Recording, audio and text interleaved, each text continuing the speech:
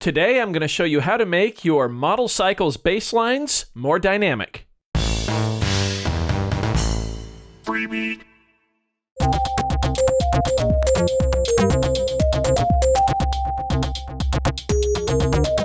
Hey, how's it going, everybody? Welcome to Freebeat, where I post new music-related content every single day, so if that sounds good to you, hit that subscribe button, ring that notification bell. Today's patron shout-out goes to Peter Allen Clark.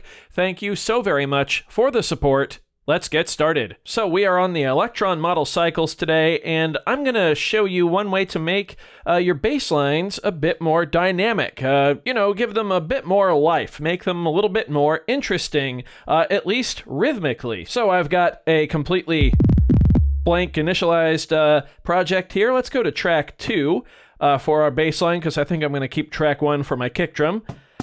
Track 2 by default will be a snare drum, so let's go ahead and change this to the tone track. Whoop, there we go. That's what we'll use for our bass.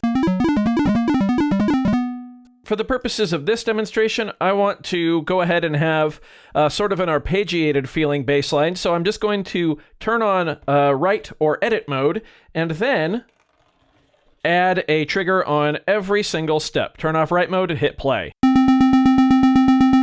From here, we can go ahead and tweak our sound, so let's drop it down an octave.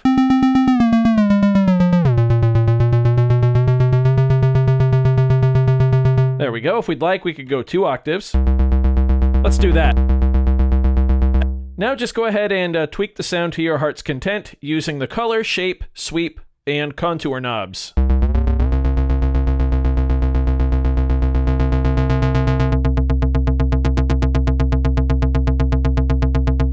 There, I like that. Nice and simple. Cool. Now, let's go to the decay knob and turn this down a bit. I'm going to keep it right at about 25. Now here's where we're going to make this line a bit more dynamic. We are going to go into the LFO by pressing the LFO button right here. And we are going to assign the LFO under Destination, DST, to the decay knob, okay? Now let's go ahead and increase the depth of this to, I don't know, let's start off at like 32, sure. I'm going to leave the speed at time 16. However, I'm going to set the wave shape to random. There we go, which is that kind of squiggly line like that. What this means is that the LFO is going to randomly change the decay knob as the pattern goes on, which is going to, of course, adjust the decay of our bass and is going to make it rhythmically a lot more dynamic. Have a listen.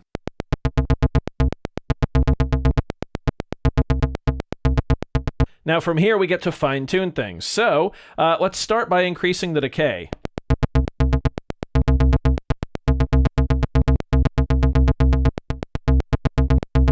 Now we're back in the LFO setup. Let's go ahead and play with the depth.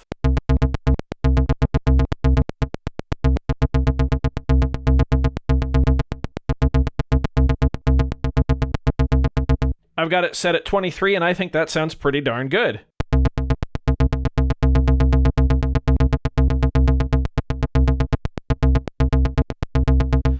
And that's basically the gist of the main tip. However, we can take this further, either in a deliberate route or in more of a randomized route. Today, I'm going to go the randomized route. So I'm going to go ahead and set the track chance to trigger with the chance knob here to, let's say 75%.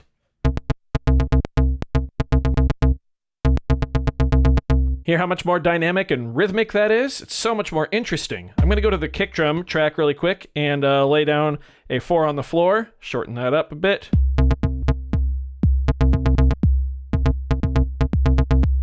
Let's go back to our bass. A little bit of delay. Teeny bit of reverb maybe. See what it sounds like with the punch on. I don't like that.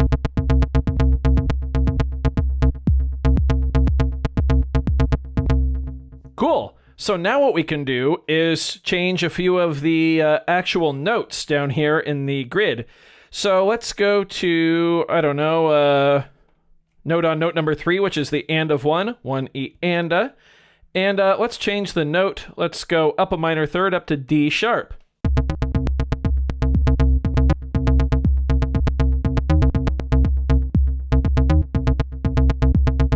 And of course, since we're on an electron sequencer, if we only want this note to trigger, let's say 40% of the time, so we're not always getting that, we can just hold it down while in write mode and then use the chance knob to set the chance individually for this individual step. 33%, perfect.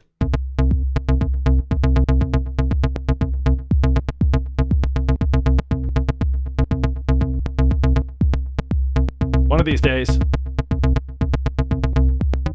There he goes. Cool, let's pick a different step and change notes. Let's go down to B flat or A sharp. Let's do this one up to F. We're very clearly in C minor here. Let's have this one on D, and let's end here on G, sure.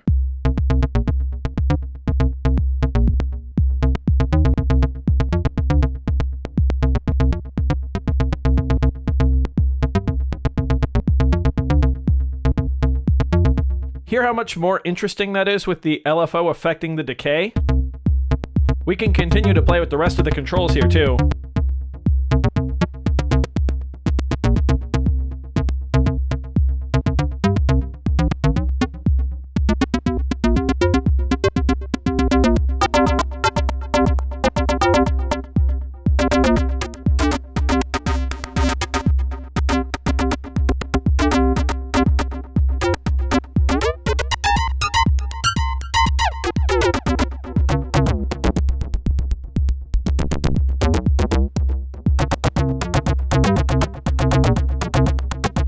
Super cool sound, and it didn't really affect anything, else in our track, and it was super easy. Let's go ahead and layer in some hi-hats here now, just kind of random. Turn the pitch way up on those, the decay super down, FM way up.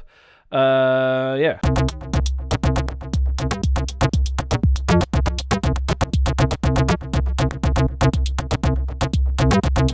Let's pan those to the left. Whoop, that panned him to the right. I think I accidentally have my inputs swapped. That's okay.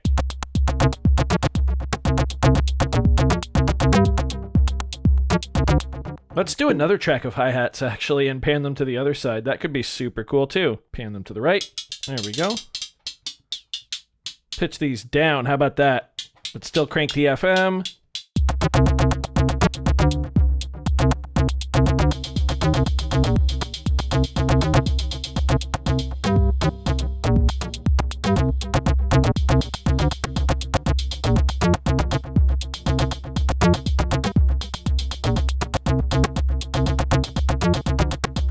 Play a little melody now.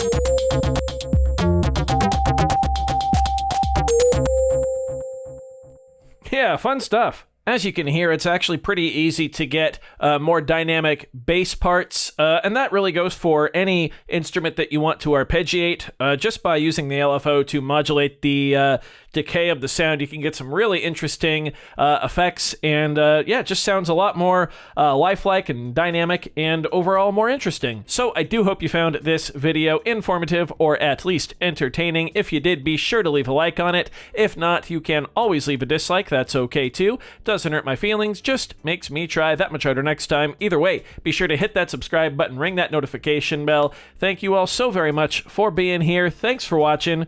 We'll see you next time. Bye.